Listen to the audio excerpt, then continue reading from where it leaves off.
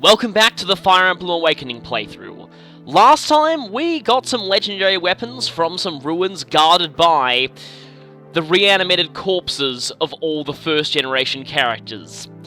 If we don't stop Mary Sue, this will be us. So, now we venture into the future past, the dark future of fanfiction ruled over by Mary Sue. Our first mission is to rescue 4 of the child characters, for without them, the future will be lost forever. First, let's meet with Naga to get a mission brief. The Future Past 1. The first out of 3 chapters in this series. Well, we've been summoned here because we need to deal with something pretty drastic. If Mary Sue spreads her corrupting influence any further, she might reach the Outrealm Gates, and then all of Fire Emblem canon will fall under her control. We have to stop her before that happens. Yes. Naga has just enough power to send us into the future, so she'll be aiding us one last time. What?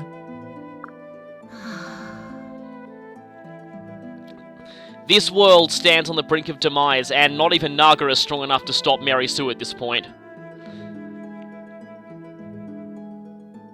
But, just as the children went back in time to save this future, we must now go forward in time to save ours. Only warriors as strong as us can do this. No.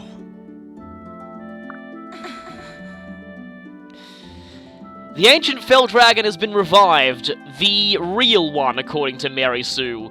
Mary Sue, of course, one of her first actions was to bring Loptia back into the world, and, well, endless destruction ensued. All hope for the future stands on the shoulders of the 12 children characters, who have resisted being killed by Mary Sue for, this long, because they're a lot stronger than the parents were. One of them is Lucina. But they can't hold out forever. Soon, Mary Sue and her forces will kill them. That's where we have to intervene. Correct.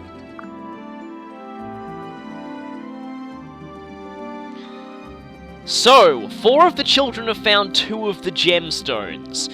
These gemstones might be the plot device we need to defeat Mary Sue. Unfortunately, they're annihilated. 4 more got the other 2 gemstones, but just before they reached our country's border, they were also killed. 3 managed to deliver Vert and the Emblem to the princess, but all 3 of them and the princess are slain. Indeed.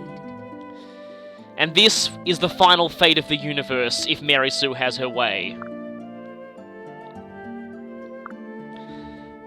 But this game's been all about changing destiny. We have to intervene.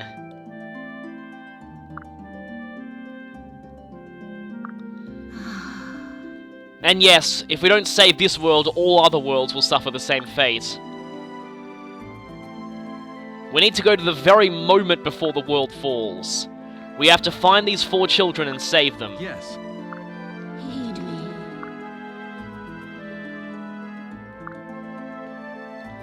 And we're certainly going to encounter people we know and love. Fighting by their sides is what we need right now. And so, we arrive at this burned-out old mansion in the ruined world of fanfiction. There is no light, no hope, only crack pairings. And tons of Risen who are now under Mary Sue's control. These Risen are very, very powerful. They're not quite as strong as the enemies in Priam's army, but they are still fairly tough, and a lot of them actually carry some pretty dangerous skill combos, such as generals with Pavis and Vengeance, meaning that the more damage you do to them, the harder they hit back.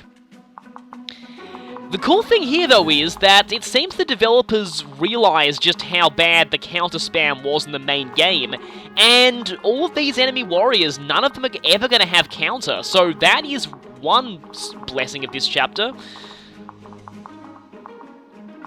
Of course, these generals are pretty annoying, as are these swordmasters with Astra, but some enemies may have some creative skill combos outside their normal class branches, again like these Vengeance generals. Also note these tricksters with Pass. That is gonna get very annoying later on in this mission. Now, one thing that I want to... Actually, no, wait, I won't point this out just yet. There are also stairs here, so we're going to be expecting reinforcements. This chapter is absolutely full of them, and they are very, very deadly. They come early, they come often, and they come from all around the map, and they're a major threat. So, I have actually gone and written down all of the reinforcements for this chapter, because I'm going to be relying on that here.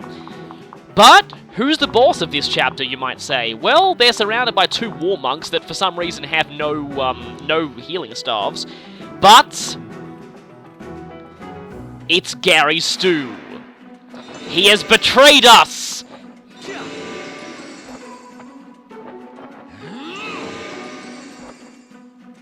He now seeks to rule the world alongside his mother. And he's packed the skill that I hate the most. He knows me well. Gary Stu has imprisoned 4 of the child characters. Cynthia, Chell, Noir, and Na, his former waifu. But Gary Stu doesn't just want one waifu anymore. He wants them all. So he's trapped all 4 of these girls in these dungeons and given them a choice. Become his waifu or die. And so, we have to save them. You might notice that these NPC children have no weapons. This is a really annoying thing about this chapter. This chapter, the main goal of it is you can technically finish it without doing this, but you don't get the best ending. The main goal of this chapter is to rescue all 4 of these child characters. They're trapped in cells and surrounded by enemies. These enemies will generally be absolutely no threat to them, so you don't need to worry about them. Although they do some kind of funny things. These guys here with Miracle and Tonebreaker, I always wondered why they had this combo, and then I realized it's to stop Maya sniping. There are also some with Vengeance and Wrath, so they really discourage you from using Maya here. And again, Vengeance and Pavis. Now, the child characters here have stats that are calculated in exactly the same way as Inheritance is for them during the main story. And so, their stats are based off their parents' stats, and their skills are based off the last skill the parents have in their list. So hence here, Chell has Defender and Aegis. Now, since the children characters can't actually attack in this chapter, you want to give them defensive skills, because they're the only ones they'll ever get any use out of. So things like Aegis, Pavis, the Weapon Breaker skills, skills that increase evasion, skills like Relief or Renewal that heal, especially skills that heal. These are going to be very, very useful here. But the enemies in the cells are not the main threat of this chapter. Oh no! It's the enemies with ranged weapons from outside the cells. Now, you might notice here that even with Donald having so high stats, Na's stats are still kinda low. If even one enemy so much as reaches her, one of the outside cell enemies, she is gonna die. But there's an even bigger jerk move here. See these snipers here? Both of them 1 round Noir. If one of these snipers attacks Noir on the first turn, she dies. No questions asked. Absolutely nothing you can do about it. She dies. Because of this, on turn 1, we have to kill both these snipers. Otherwise, we are done. That's it. We lose. And that's easier said than done, considering that we have to cut through 2 generals with 80 HP before we can even get to the snipers. So, this is by far one of the most difficult things about this chapter, saving Noir, because she's in danger immediately. Nar is also in danger immediately, but as long as you take out these generals quickly, she's fine. As for the characters up the top, they're in absolutely no danger from the start, but reinforcements will arrive later to threaten them, so be careful there. But really, Noir is the main worry here. I am utterly convinced that whoever made this DLC hates Noir and wants to see her die a horrible, painful death, because that's the only explanation here. Now, who are we going to bring to this chapter? Who are we going to bring? Well, this chapter actually has locked doors that all the children are behind, so you want to bring at least one thief, and I'm bringing Gangrel for this because I'm going to need to use Gaius later. If Gaius is the father of one of these children, then that really helps, but in my case, no, so I'm going to need to use a different thief. What I've also done, though, is I have actually brought a bunch of door keys on characters as well. I had a few spare door keys and master keys that I accumulated in my convoy over the course of the game. You want to bring these here, because you definitely need them. Now, don't worry if you don't have any door keys or you don't bring any lockpickers in this chapter. The doors do automatically The doors automatically open later in the chapter, but by that point, you're really being flooded by reinforcements, so it's not such a good idea to wait until then. Now, since he is the father of Cynthia in this playthrough, well, if she existed, he would be. Yeah, Cynthia's existence has somehow been brought back due to canon being in flux, and because of that, that means I'm actually allowed to use Cynthia here. As you can see, I've trained her a little bit. She's not quite high enough of a rank to use Brave Lancers, but she's almost there. I've given her a short spear as well, and I've also brought her mother Sumia along. Yes, for those disappointed at the lack of Sumia and Cynthia during the main playthrough, you are going to get your fill here, because they're going to be crucial to this chapter. As is Frederick, who I didn't actually use very much earlier. I've got him to a high rank in axes and given him some pretty decent axes. You actually want to bring as many hammers as possible to this chapter, because you really need to kill those generals quickly. Now, as for who else to bring, you want to make sure that you bring all of the present counterparts to the children in this chapter. So that would be... And also their parents. So in this case, I've got Sumia, Frederick, and Cynthia. So for Shell, we need Sully, Stahl, and Shell herself. For Nar, we need Noe, Donnell, and Nar herself. And finally, for Noir, we need Noir herself, who should be... There she is.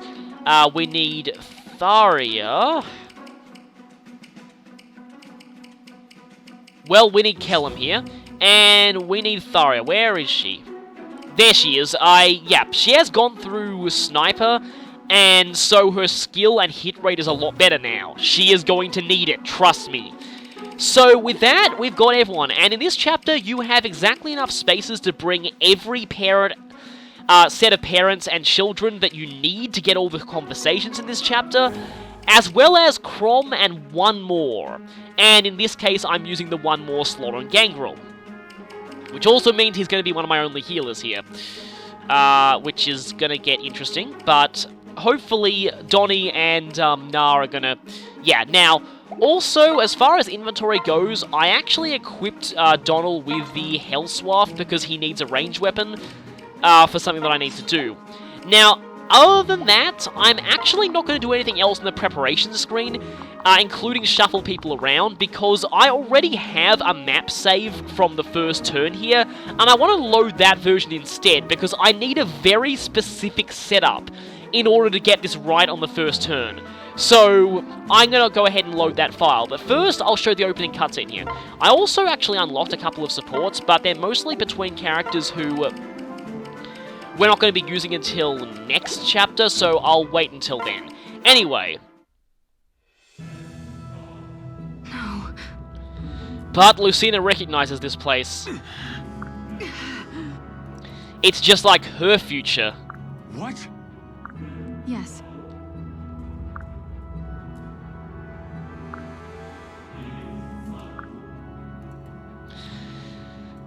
The dark future of fanfiction ruled by Mary Sue is an even worse version of the one ruled by Grima. Listen.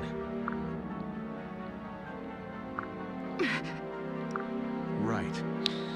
But Crom's not going to die here, because if we did, we'd get a game over. But don't you see? Listen to me.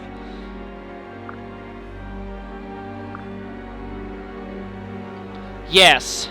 Lucina came back to save our future, now it's our turn to save hers. Why? No. Of course not, because again, we'll get a game over if he does. Father. It's all right. All right. Yes. Meanwhile, Ooh. all the children have been surrounded. Normally they're capable of taking care of themselves, but Gary Stu is perfect in every way, and thus has cornered them.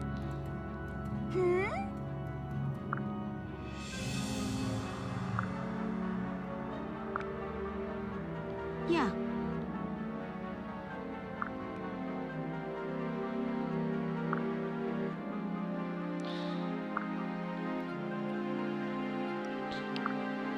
Unfortunately, Gary Stu isn't just some chump. He's a master of tactics after all. What? Will justice be denied? Huh? Again, Gary Stu being the master of tactics. And he knows to take their weapons so that they're no threat to him. He's good. We're gonna have a tough battle on our hands. They even got Nara's Dragonstone. As powerful as she is, he knows that she's nothing without it. What? Even Noir's Talisman, which prevents her from doing any kind of skills or criticals because they all involve her split personality. Once again, someone doesn't want to fight her in a fair fight. Whoa, whoa, whoa! And Gary Stu was prepared for that too. He set up barricades. There's no way they can escape now. Oh.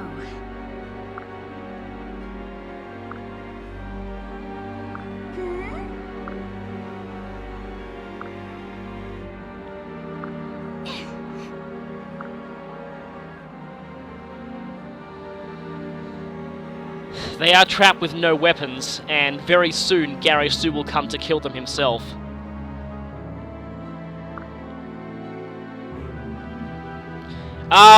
Well, this is ironic considering what we're doing. So... If only she knew. We're coming now, don't worry. But yeah, in this world, even the voice of Naga is silent.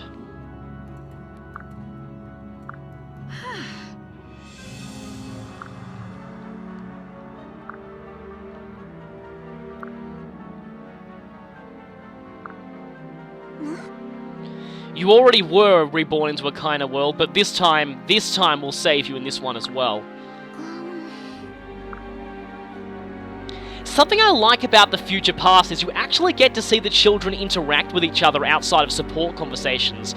You didn't get that at all in the main game because all of the children were optional.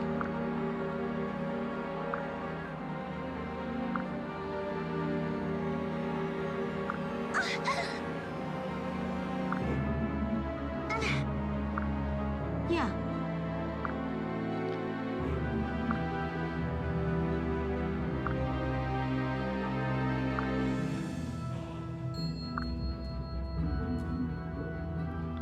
No, there isn't a way, but we'll find a way to save them, and you.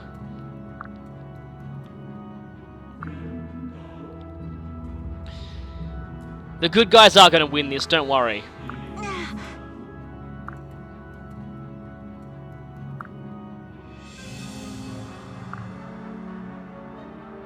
Good on you, Cynthia.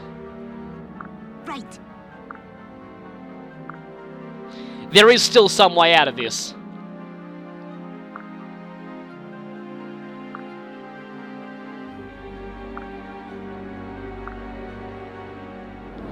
And that miracle is coming right now.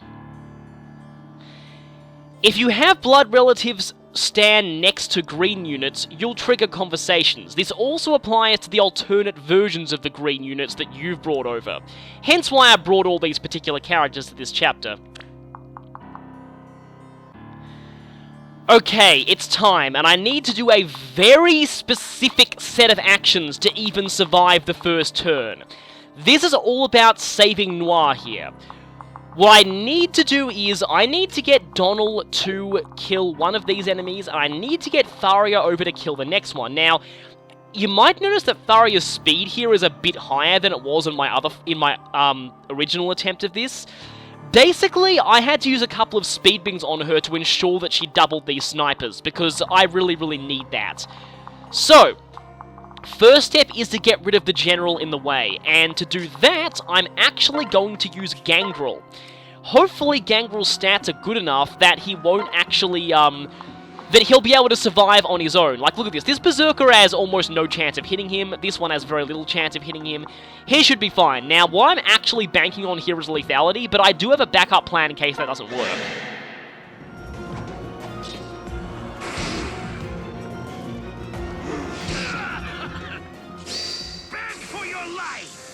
Not that it'll save you.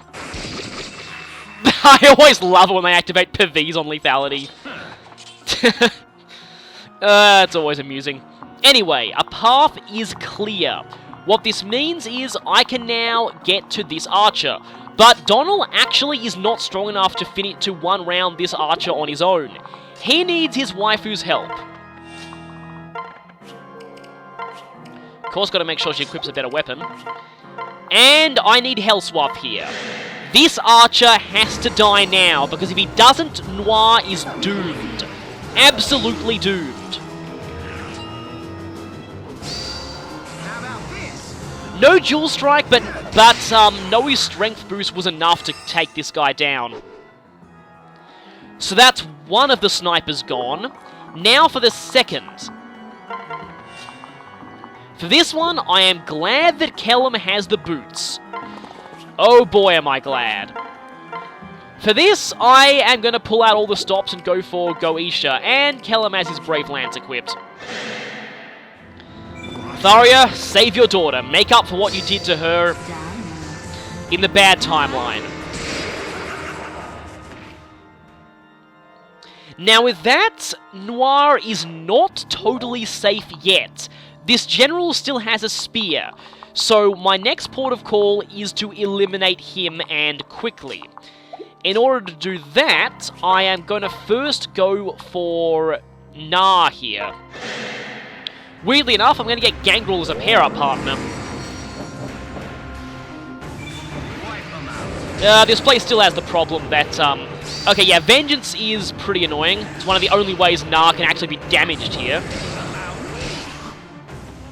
Okay, that's weakened you enough. Now it's time for Noir, and I've given her a huge slew of legendary bows, because they're going to be really useful here. Particularly this double bow with strength plus 5, effectively making it actually a might 18 weapon and not might 13, and longbow range, which will be really handy for sniping these guys, but we don't need that just now. We need to snipe this guy, because otherwise, future you is going to die, and we don't want that, do we? Yes, to the abyss with anyone who threatens future Noir.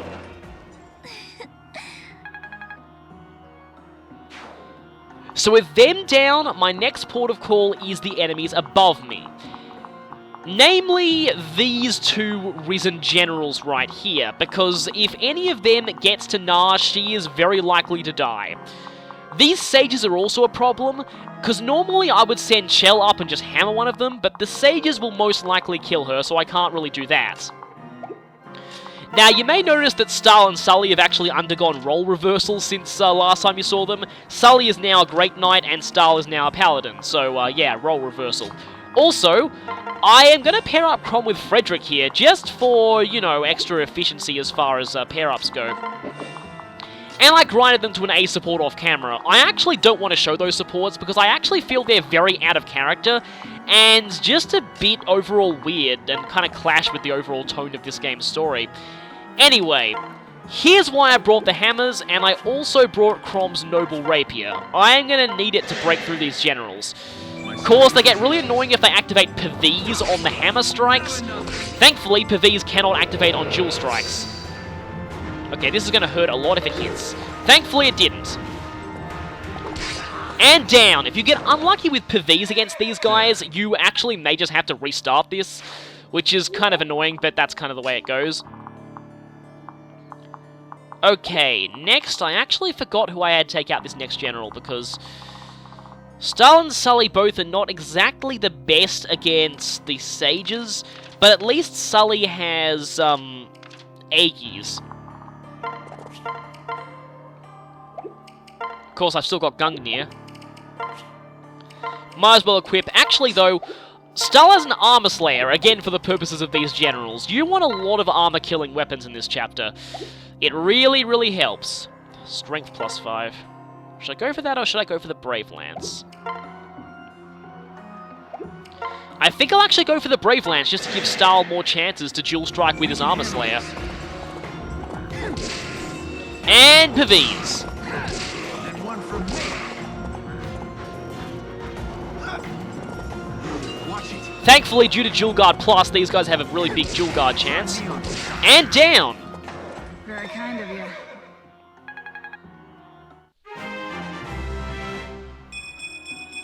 And Sully's gonna learn a new skill, and of course, she is completely amazing in terms of level ups. Luna! That is really gonna come in handy for her. Now, I kind of want to get rid of one of these sages at least.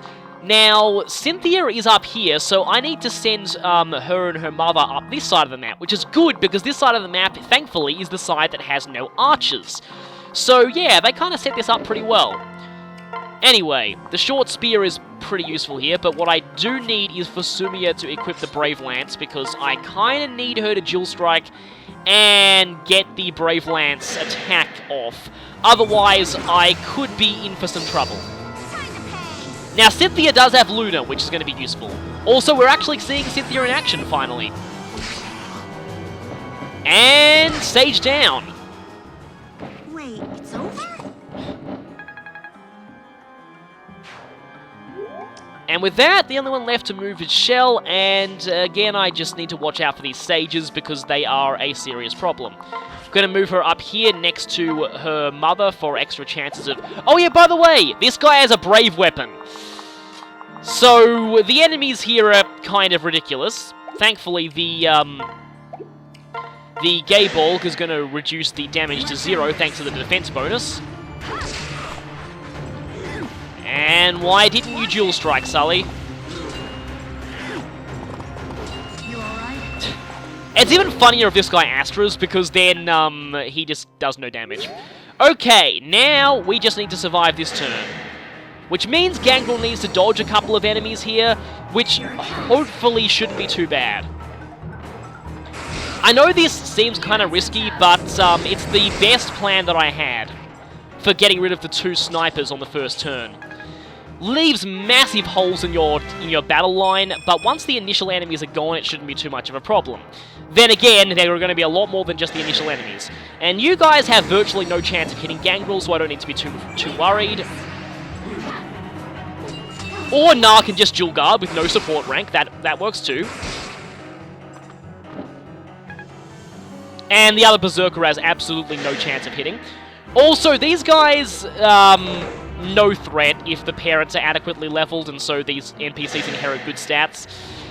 This is why I had to grind Sumia and Frederick off camera, because if I didn't, then the Cynthia here would probably die to the random armor guys, and I'm just going to skip all of these, because they're really just not a threat at all.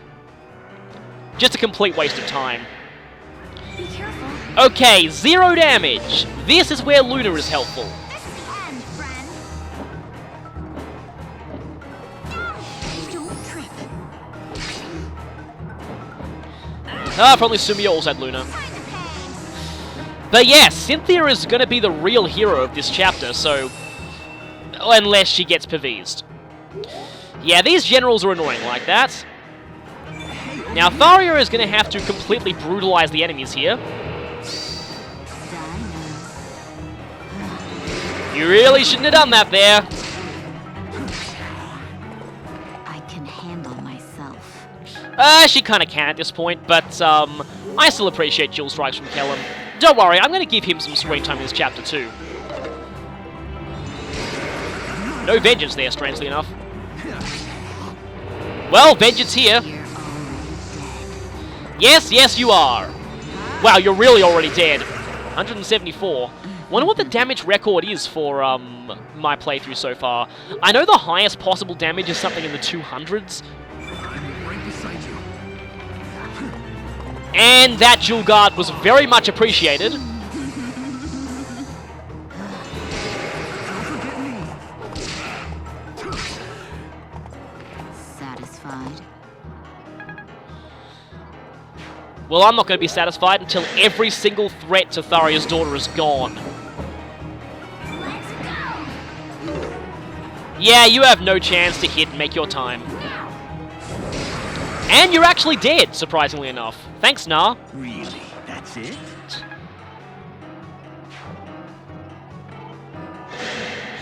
And I... Okay, that's due to the, I actually don't know why you had to do such high damage to Frederick. Thank you, Crom! That could have ended very badly if you didn't. Weirdly enough, you actually don't quadruple Frederick.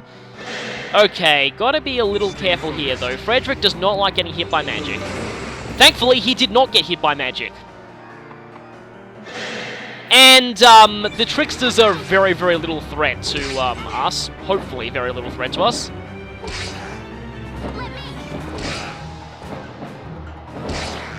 And that's one Trickster down. They give a lot of experience too, so that's going to be kind of helpful. Sumia and Cynthia have already gone through one full class pass, as I like to call it.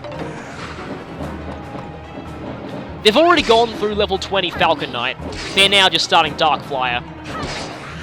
I thought I'd need to grind them even more, but especially since I recruited Cynthia when Frederick was very low level, so she actually turned out pretty bad as far as base stats go for child characters, and now she can use the Brave Lance, which is why I have it on her.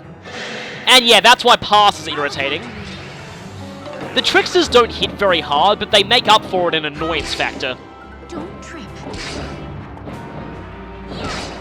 Well, you certainly didn't trip there. Thanks.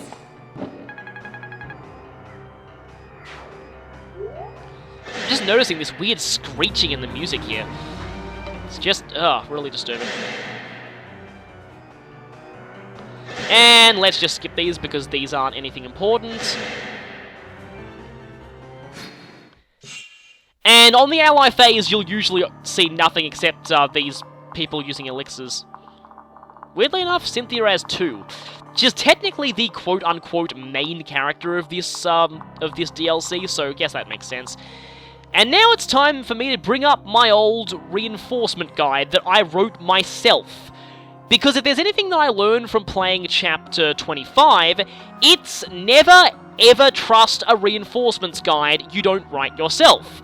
Mostly because the reinforcements are always different on hard than they are on normal. So, my reinforcement guide tells me that these stairs below Noir will produce 2 sages on turn 2 and on turn 3. So, I'm actually going to do something that I normally considered quite cowardly, but I don't need any extra experience here at all, so what I'm going to do is I'm going to introduce you all to the secret art of reinforcement blocking. Simply stand on the tile that would produce reinforcements, and your reinforcement problems are solved. Only temporarily, but we basically just need to stand here for a couple of turns. Also, there is a Berserker here. Now, also on... Okay, it's not turn 3 yet, so just turn 2. Let me just make sure that I got this right. That it's just there, turn 2. And then turn 3 is when the reinforcements really start coming. Well, firstly, I definitely need to get rid of that Berserker. And I sort of want to keep near other Nah.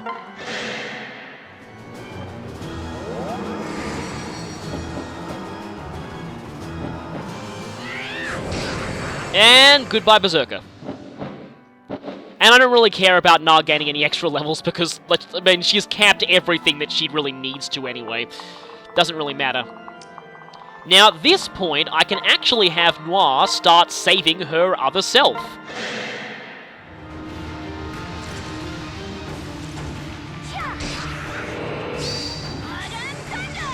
The miracle is coming to save you, and it's you. Of course, this you actually does have a talisman, so she is able to unleash the power of blood and thunder.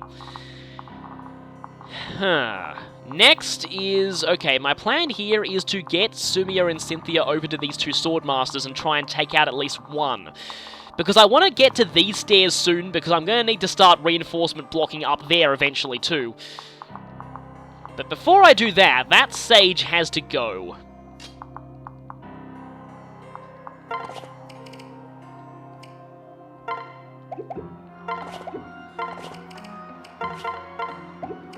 And you have no brave weapons, so I'm going to have to use Sully. Then again, oh, I took your brave weapon, so she doesn't have any brave weapons either. And I should keep forgetting who has the brave weapons. Let's just finish you off, because you are really, really annoying, and there are going to be even more of you soon. Gotcha. And gone. Thanks.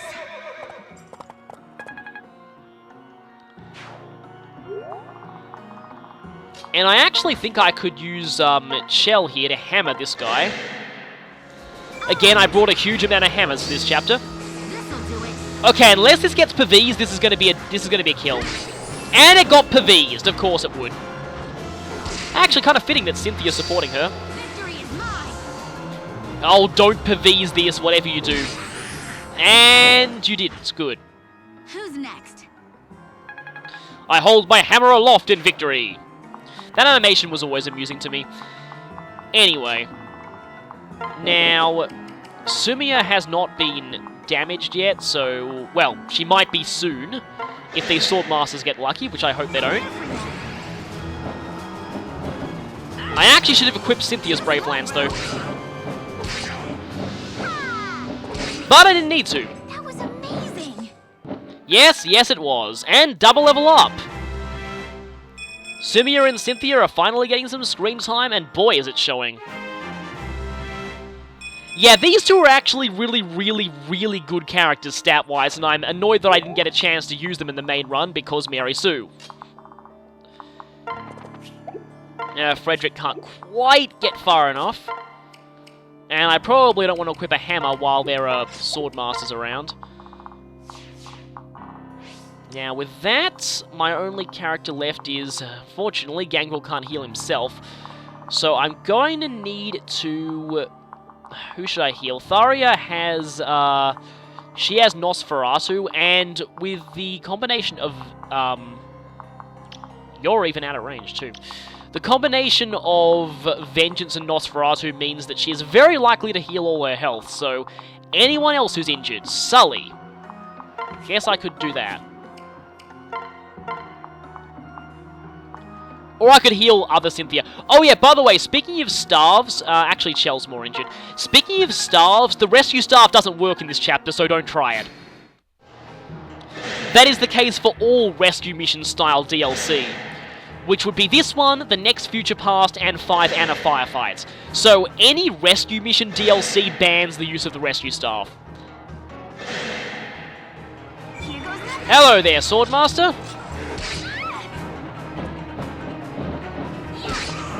Sumia is a little fragile, but she makes up for it by essentially being a flying Swordmaster in terms of evasion. I'll get the next one. She has incredibly good speed and luck. She tends to dodge a lot. Now yeah, here is what I'm hoping for with... and Jewel Garden. What I would like is Vengeance, Nosferatu to Om Nom Nom your tasty HP. There we go. My turn. And you are not equipping an axe, so Kellum has normal accuracy against you. Now yes, two sages would normally have appeared from where Tharia and Donnie are standing on, but they're not going to because I blocked them. And trust me, you're going to want to block reinforcements in this chapter, because they are very, very annoying. Again, if you don't block those sages, chances are Noir is going to die immediately. Like I said, whoever made this DLC hates Noir and wants to see her die, so she is in the most danger here by far. Now it's turn 3. On turn 3, 2 sages are going to also appear down here.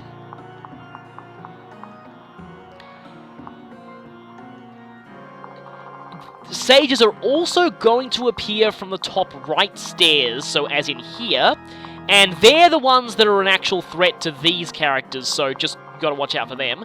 Also, a Maya Sorcerer, which is very, very annoying, and a Trickster with a door key, who will try and open these doors so that people can pile in and kill the children, are gonna spawn from here. I'm actually not too worried about them. Who I am worried about are the sages from here and also the sages from here. So I'm going to continue to just stand here with these characters. Of course, if Noir stays here, she's going to get kind of mobbed. So, at the moment what I'm going to do is actually... do I need to heal anyone? I think I actually need to heal you. I want to unlock this door and go in and talk to Na soon. But until then, I may need to heal Sumia. And I don't have enough range to heal Sumia. No, Gangle can't even get to Sumia this turn. Okay, so I better make sure that she stays out of any kind of trouble. Okay, I have to block with Frederick because no one else can actually reach. Yeah, last time I did not block these points, and the Sage reinforcements kind of killed Chell. She was my only non-NPC casualty of the run, so hopefully I can avoid that this time.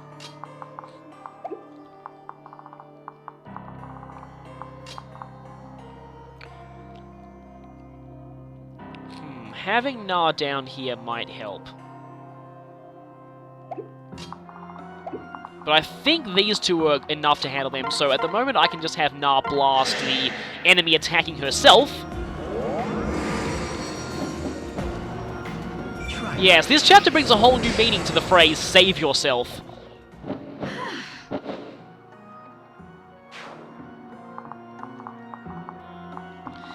And with no one to heal, I guess Gangrel should just unlock this door. Again, you do want to be careful about unlocking these doors as far as reinforcements are concerned, but...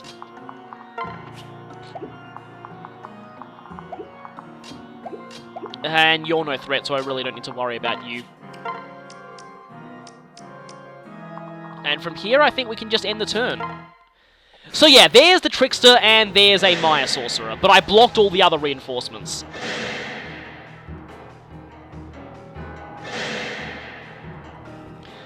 Of course, we also want to kind of not be too slow. And yes, the Maya Sorcerers will go for the children, which make them very, very annoying. More Maya Sorcerers do actually spawn, so you want to watch out for them. And keep these people healed. Yeah, sorry, no damage. Except their elixirs should do a good enough job of that. And yeah, these tricksters are going to be jerks and try and open the children's cells to expose them to attacks. In this case, though, I actually kind of like that you open the cell here. So now it's turn 4. Turn 4, 2 sages are going to spawn from up here again. And I know something else happens on turn 4, I think, as well. Or is that the only thing that happens on turn 4? Maya Sorcerer and Trickster from there. Okay, yeah, so Noir is going to... Aha! Yes, the +5 speed bonus of Ufel is amazing. Lets you double things you would not otherwise be able to. How dare you threaten future me?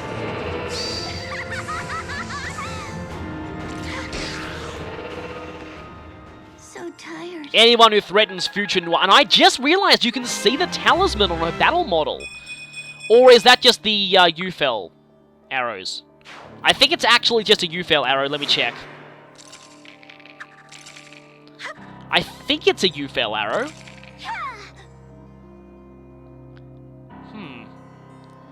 Yeah, I was just wondering about that. Anyway, the sages from down here, I don't think they spawn on this turn, so I can safely go over here and smash you, because we don't want any Maya sorcerers. They're gonna have to swing back and head to other Nar soon, though. Mostly just for the conversations, but there will eventually be reinforcements that can threaten her. Reinforcements that are... Okay, that was overkill. But you deserved it for using Maya. And here I'm in a position to actually get some conversations, and I don't even need to kill you because you're no threat. I actually like to leave a few of these ones alive, because this is a route chapter, and leaving them alive means you can just control when the chapter ends, so I can get these chests. Now again, you do need to kind of not be too slow, because eventually all the doors will open and all of the enemies will rush in, including the boss. So that is, that gets, kind of annoying. Speaking of which, I'm going to lock in the boss's range. Now, let's see. I'm pretty sure Frederick will be able to handle all of this.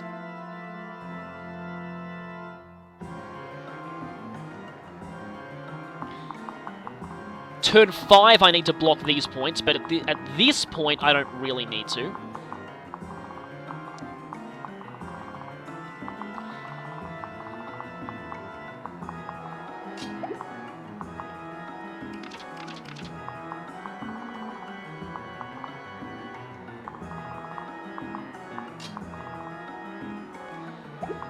I just want to clear out these guys as fast as possible for when we eventually have to fight with Gary Stu.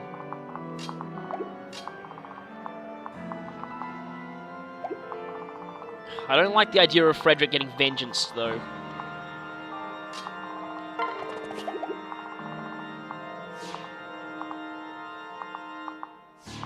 I think for now I'll just go to these stairs.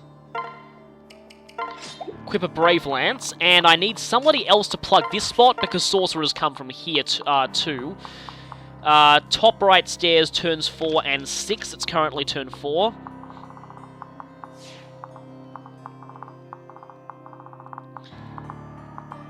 Okay, so I do have you to worry about. And I can't actually get that far, so I don't need to worry there.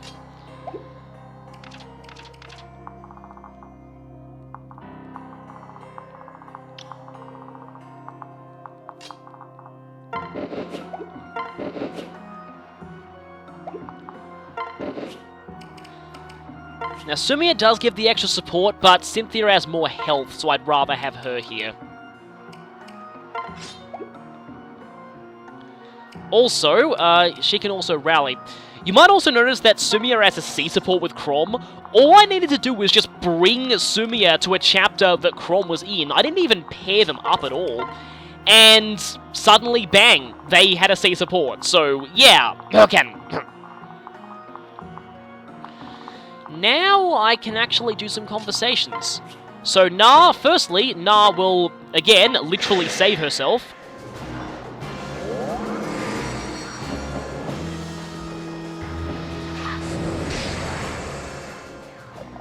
I'm tired. And you don't get a talk option for these NPCs, but just having your character wait next to them will initiate one. So that's the Na of this world. Certainly much weaker than the Na of this world. I guess she just lost the will to go on with all of this fanfiction stuff.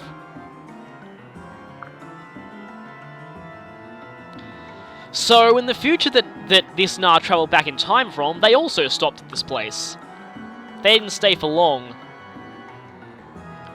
Of course, this time Gary Stu has knowledge of what they're going to do, and so he's sent his forces to trap them.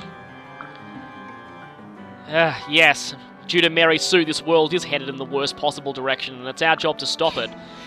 But if we're going to do that, we have to stop Gary Stu, Na's former husband. And we've got to protect other Na. She just needs to stay strong a little bit longer. As for other conversations we can do, you there, stay away from other Noir.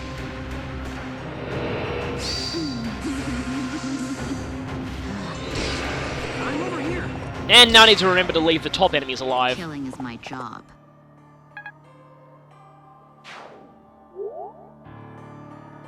What?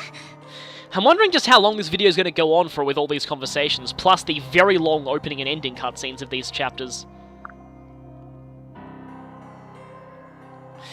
Interesting you should say that, Noir, because I do have it on good authority that Tharia is working on a kind of a resurrection curse, so she can forever return to stalk every avatar in existence. Yep, she confirmed it. She's working on a resurrection curse. We're all doomed. What?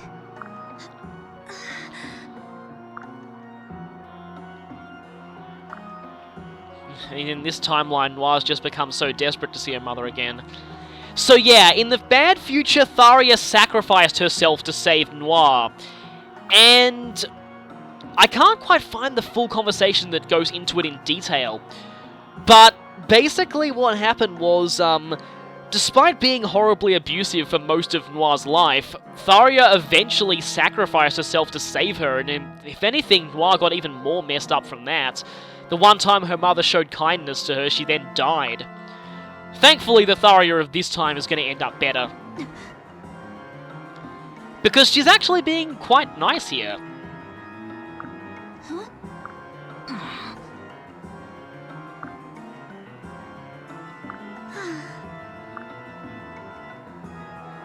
Again, not for Tharia. She is working on some way to circumvent that. Pretty much. But yeah, she is being surprisingly nice here.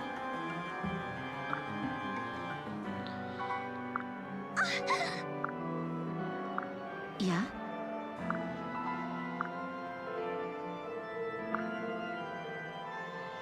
But she's kind of trying to hide it. Yes. Well, how about Vengeance, the skill? And I'm totally fine with Tharia letting it loose on the minions of Mary Sue. And now we just have Gangrel here, who I think now that we've opened these cells, he actually can physics Sumia, I believe. I mean Cynthia. And yes, I blocked all the reinforcements from coming this turn. My strength is yours. Hello, coward! You're, well, I'm lucky you activated Vengeance at full health. Yeah, especially since that was the attack that actually hit me. Yeah, you're completely ineffectual as always. And you are, okay, I am a little worried about Vengeance here, but Soul should hopefully take the edge off. Or you could just activate Vengeance at full health and be a complete idiot. Not that you really have a choice in the matter. Ah, Pavis. Okay, whatever you do, don't Pavis this. Thank you! It's over. Getting rid of those enemies is going to be helpful later. As what? Yeah, Frederick is actually, well, it's mostly due to Crom's pair-up bonus, I think. That he's not being doubled by these Sword Masters. Speaking of Crom's pair-up bonus, Crom do more damage. That forced Frederick to waste an extra use of his Brave Lance. We can do it. Oh lord, 1% critical, that's terrifying. Hope you're ready. I know a lot of people in the comments don't like that I freak out about 1% criticals. You need some context for this. Back when I played Fire Emblem 6, I lost a character to the boss, who was the last enemy left on the map. He got a 2% critical and killed someone. This happened in 2 separate occasions. So, ever since then, I am horribly paranoid of low critical chances. So that's why. I believe it was Eric who critted Rutger in his chapter, and then in the chapter where Zealot joins, the boss critted someone. I think it was Rutger again, actually. Rutger just, for some reason, the RNG just really didn't like him in that game. Funny, despite FE6 being one of my least favourite Fire Emblems, Rutger is one of my favourite Sword Masters in the series.